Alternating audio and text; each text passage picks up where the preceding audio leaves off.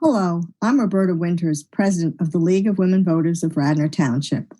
I want to begin by reminding you that it is important that everyone is registered to vote who is eligible to do so. Everything you need to know is at votespa.com. That's the website of the Pennsylvania Department of State. It's a wonderful resource. It's a one-stop place to shop for everything you need related to voting, from registering to printing out the forms to changing your name or your address. You can even apply for your mail-in ballot there right now.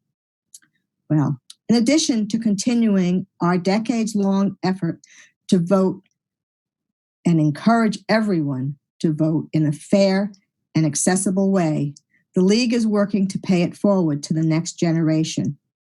An important component of that is mentoring student interns. Today, I have with me one of the first young ladies who I worked with in the League in this capacity. Rachel, can you tell us a little bit about yourself?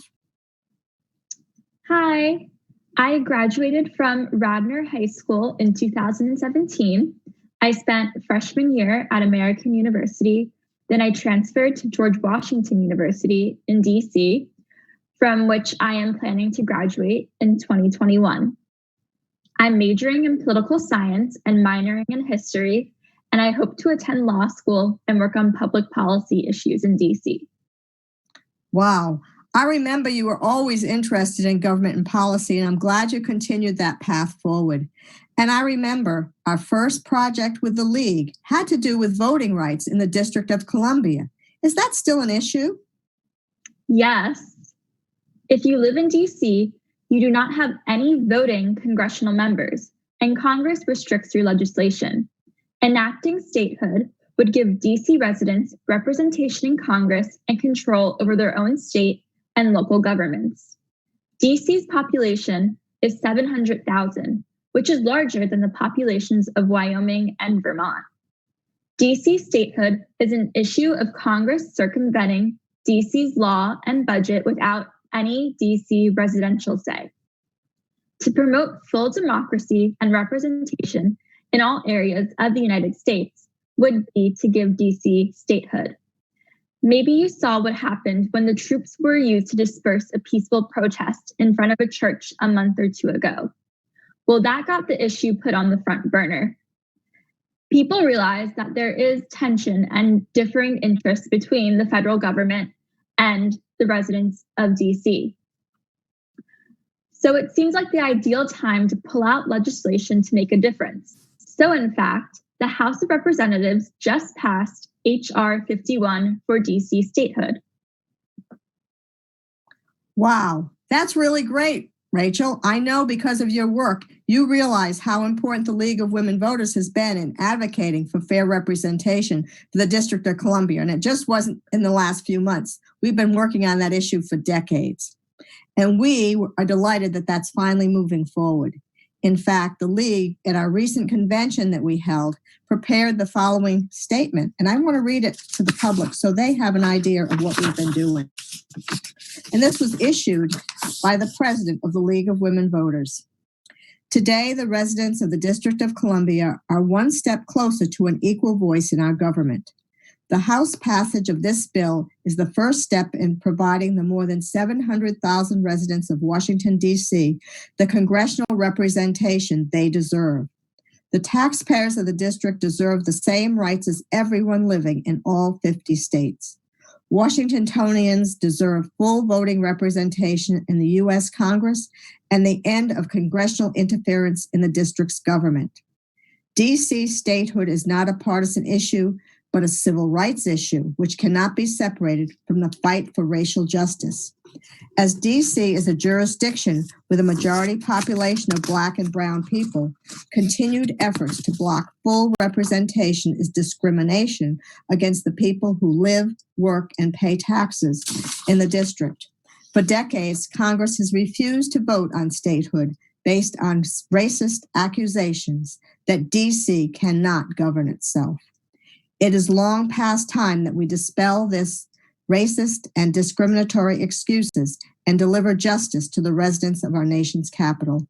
We applaud the U.S. House for taking the historic vote to pass H.R. 51, and we urge the Senate to follow suit. So I think that tells it all, Rachel. Now, it's our job to make sure we contact our senators to see if they can help move this all forward. As we all know, it takes both the House and the Senate to approve legislation before it goes to the president for signature. Speaking of moving forward, besides taking all your classes and studying in areas related to politics and government, Rachel, I know your experience as a league intern may have opened other doors to you. Have you had other opportunities? Yes. In the fall of 2019, I had an internship with Congresswoman Mary Gay Scanlon in DC. Wow, what was that like? I loved my internship on the Hill. I was able to speak to many constituents of our district on various issues such as healthcare, gun control. I was able to draft memos to staffers on new legislation and current events and create constituent correspondence to engage with residents. I also attended briefings on different policy issues such as defense and climate change. That must have kept you busy. Yes. Are there other things that you've been doing? Yes, I also was going to attend a policy conference from the Henry Clay Center for Statesmanship, which is a nonpartisan organization that focuses on policy issues in the US. Unfortunately, it was canceled due to COVID-19. However, I was still able to meet with all 51 representatives from the conference, with me representing Pennsylvania, and we were able to discuss many policy issues, and it was very rewarding. Wow, you really have been fortunate, Rachel, and I know your path ahead looks quite exciting. Do you have any plans for the future? I want to continue helping people become politically engaged and active on issues that they care about, especially those that help others.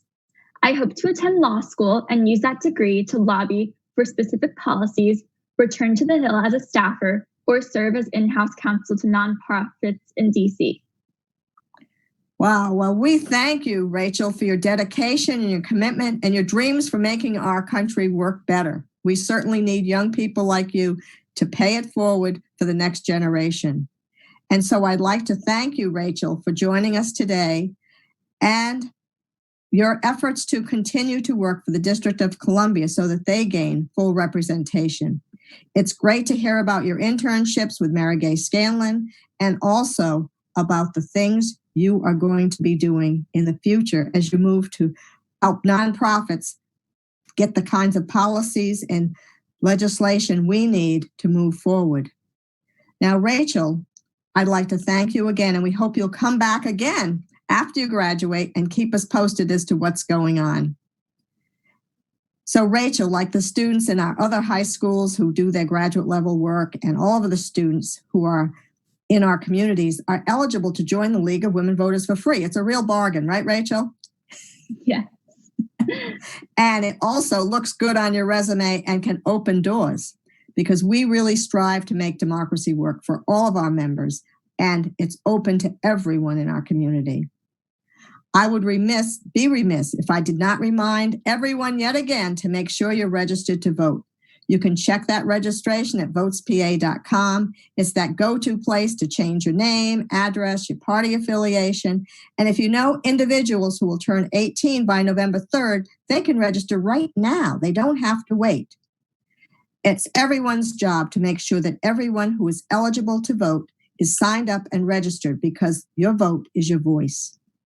So on behalf of the League of Women Voters of Radnor Township, I want to express our continued and ongoing appreciation to Mainline TV for their help in this production, as well as you, our audience, for tuning in to find out more about the League, our advocacy work for the District of Columbia, and our internship program for students.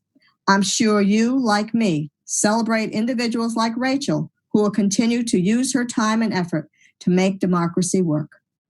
Most importantly, you, too, make a difference by not only being prepared to vote, but by making sure all who are eligible to do so, too. So thank you for joining us today.